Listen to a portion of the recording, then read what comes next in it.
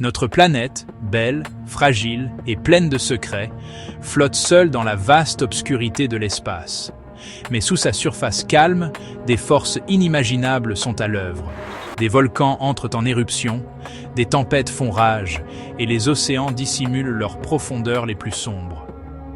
Il y a des endroits sur Terre plus étranges que la fiction, des montagnes qui grandissent, des déserts qui étaient autrefois des mers, et des mystères qui attendent encore d'être découverts.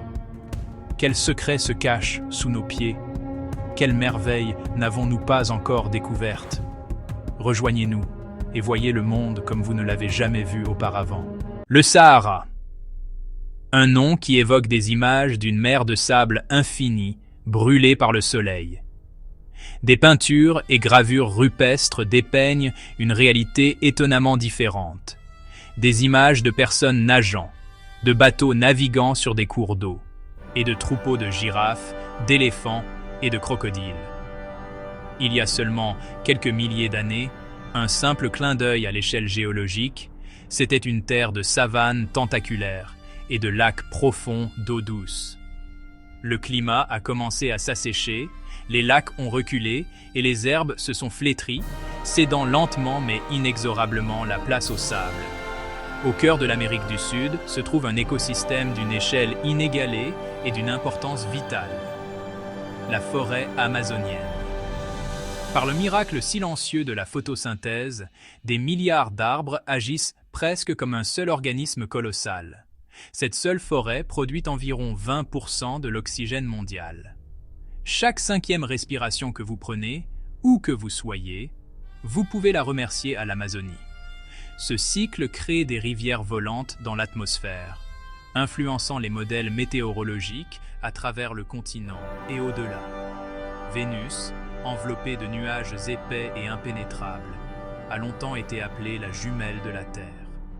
Pourtant, alors que nos sondes ont percé son voile d'acide sulfurique, elles ont révélé une vision de l'enfer. La surface de Vénus est tout simplement un pays des merveilles volcaniques. On estime qu'il pourrait y avoir plus de 100 000, voire 1 million de volcans plus petits parsemant ces plaines.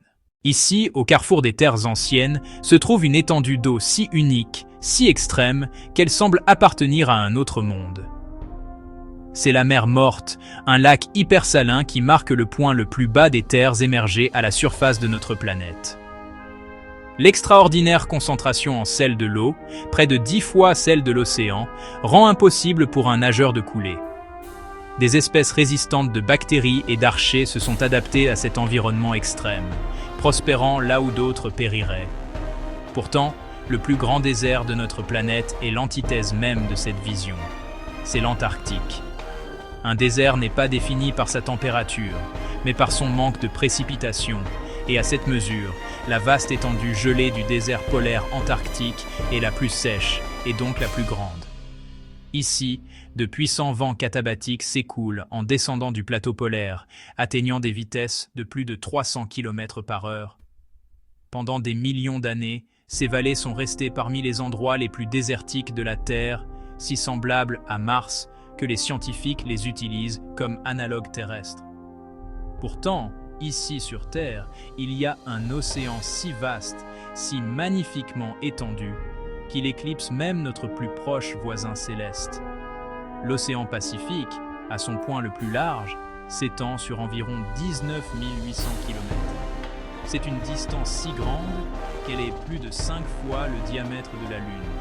C'est une pensée stupéfiante que l'on puisse faire tenir 5 lunes côte à côte sur la largeur de cette seule et immense étendue d'eau. Le traverser, c'est faire l'expérience d'un véritable isolement, être entouré d'un horizon bleu ininterrompu pendant des semaines. Si nous prenions le puissant Mont Everest, le symbole même de la hauteur terrestre, et le placions soigneusement dans la partie la plus profonde de la fosse, son sommet serait encore submergé. Plus de 2 km d'eau se trouverait entre le sommet de la plus haute montagne du monde et la surface ensoleillée de l'océan au-dessus. La pression ici est plus de 1000 fois supérieure à celle du niveau de la mer, une force qui écraserait la plupart des submersibles conventionnels comme s'ils étaient faits de papier. La lumière du soleil n'a jamais pénétré ces profondeurs. C'est un royaume de nuit perpétuelle, illuminé seulement par la faible lueur fantomatique des créatures bioluminescentes. Dans l'Atlantique Nord lointain, à cheval sur une frontière volatile entre deux des grandes plaques tectoniques de la Terre, se trouve une terre forgée par le feu et sculptée par la glace. L'Islande est un nourrisson géologique, l'une des plus jeunes masses terrestres de la planète, et sa création est un processus loin d'être achevé. Ici, la plaque tectonique nord-américaine et la plaque tectonique eurasienne s'éloignent l'une de l'autre, une lente mais incessante déchirure continentale. Chaque année, l'île s'élargit d'environ 5 cm en moyenne. Au large de la côte nord-est de l'Australie, sous les eaux chaudes et claires de la mer de Corail, se trouve la plus grande structure vivante de la Terre. Les architectes de cette structure colossale sont de minuscules polypes coralliens.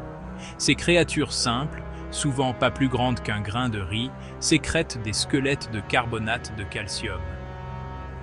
Ce vaste système récifal est un point chaud de biodiversité d'importance mondiale.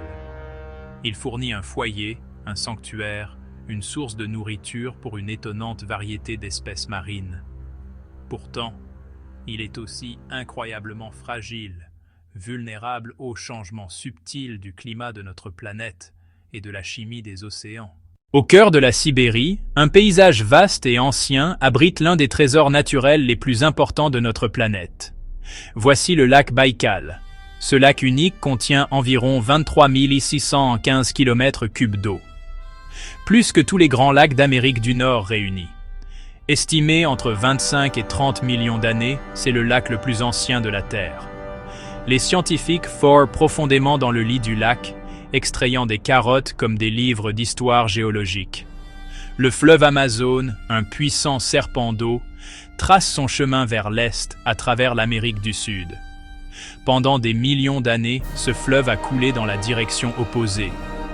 Imaginez l'eau qui atteint maintenant l'Atlantique, coulant autrefois vers l'ouest en direction du Pacifique. Le catalyseur a été la lente collision des plaques tectoniques. Au fil des millions d'années, ce soulèvement a donné naissance aux Andes, un mur imposant qui a bloqué le chemin occidental du fleuve. Le système entier a inversé son cours. Pas soudainement. Une réorientation progressive et épique. Au plus profond des jungles du Vietnam, caché du monde jusqu'à récemment, se trouve un royaume aux proportions stupéfiantes.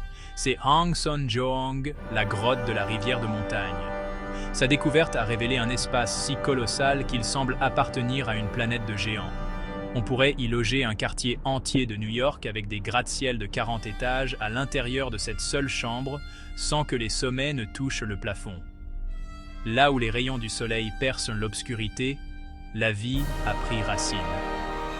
Une jungle luxuriante prospère sur le sol de la grotte, un jardin d'Éden dans ce monde souterrain. L'un de ces endroits est un long bassin étroit niché au cœur du désert de Mojave, en Californie. Son nom est un avertissement brutal à tous ceux qui s'y aventurent, la vallée de la mort. Le 10 juillet 1913, à un endroit bien nommé Furnace Creek, une station météorologique a enregistré une température de l'air de 56,7 degrés Celsius ou 134 degrés Fahrenheit. C'est une température qui peut provoquer un coup de chaleur sévère en quelques minutes, où l'eau s'évapore à une vitesse étonnante et la vie elle-même semble ne tenir qu'à un fil. La géographie unique de la vallée de la mort conspire à créer ce four naturel, piégeant le rayonnement solaire intense et permettant à la chaleur de s'accumuler avec peu ou pas de répit. Ici, dans le vaste vide blanc de l'intérieur de l'Antarctique, se trouve un endroit où l'air lui-même semble gelé. C'est la station Vostok. Le 21 juillet 1983, des scientifiques ont enregistré la température naturelle la plus basse jamais directement mesurée à la surface de la Terre. Le mercure est tombé à un impressionnant moins 89,2 degrés Celsius. À de telles températures, le monde se transforme. La peau exposée gèlerait en quelques secondes.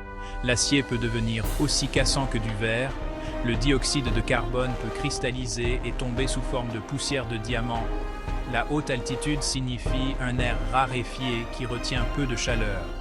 Sa position continentale profonde, loin de l'influence océanique, permet un refroidissement ininterrompu pendant le long hiver polaire sans soleil. Le tremblement de terre de Tohoku de 2011 au Japon, un événement de magnitude 9.0, en est un exemple dramatique dans le monde réel. La force pure de la rupture a déplacé de vastes quantités de roches sur le fond marin, rapprochant une partie significative de la masse de la planète, si légèrement, de son centre. Selon les calculs des scientifiques de la NASA, cette convulsion aurait raccourci la durée d'une journée terrestre d'environ 1,8 microsecondes. Ce n'est pas une boule de roche statique, mais un corps vibrant, en constante évolution, constamment en mouvement à la fois à sa surface et profondément à l'intérieur de son noyau. La chaîne de montagnes la plus longue et la plus étendue de la Terre ne s'étire pas vers le Soleil, mais se cache plutôt dans l'obscurité perpétuelle des profondeurs océaniques. Cette caractéristique colossale est connue sous le nom de système de la dorsale médio-océanique. C'est une chaîne continue de volcans et de montagnes qui serpente autour du globe sur quelques 65 000 km, une longueur qui pourrait encercler la Terre plus d'une fois et demie. Ici, les plaques tectoniques s'éloignent, permettant au magma en fusion de remonter du manteau, se solidifiant en nouvelles croûtes océaniques, créant un environnement unique qui abrite des formes de vie introuvables ailleurs sur la planète, prospérant dans des conditions que nous considérerions comme totalement étrangères. Ici, sculpté profondément dans les terres arides de l'Amérique du Nord, se dresse un témoignage de la puissance patiente et implacable de l'eau. Le Grand Canyon. Imaginez, un instant, chaque fleuve de notre planète. Le puissant Amazone, le Nil historique, le vaste Yangtze, le Gange sacré. Même avec le débit combiné de tous les fleuves du monde, ce grand abîme ne serait pas submergé. Il pourrait confortablement contenir toute cette eau. Le travail lent et patient d'une seule rivière sur des temps géologiques a créé ce conteneur. Notre voyage à travers la surface de la Terre et les profondeurs de son histoire a révélé une planète bien plus dynamique, plus extrême et plus surprenante que nous n'aurions jamais pu l'imaginer. Chaque fait est un fil dans la magnifique tapisserie de l'histoire de notre planète. Une histoire qui s'écrit encore dans le feu, dans la glace, dans la lente dérive des masses terrestres et dans le tremblement soudain du sol. Elle nous rappelle que nous habitons une planète vivante, respirante, évoluant depuis des milliards d'années et changeant sous nos yeux. Si ce voyage a éveillé votre curiosité, continuez à explorer avec nous. Votre engagement nous aide à faire connaître ces histoires. Aimez, commentez et abonnez-vous.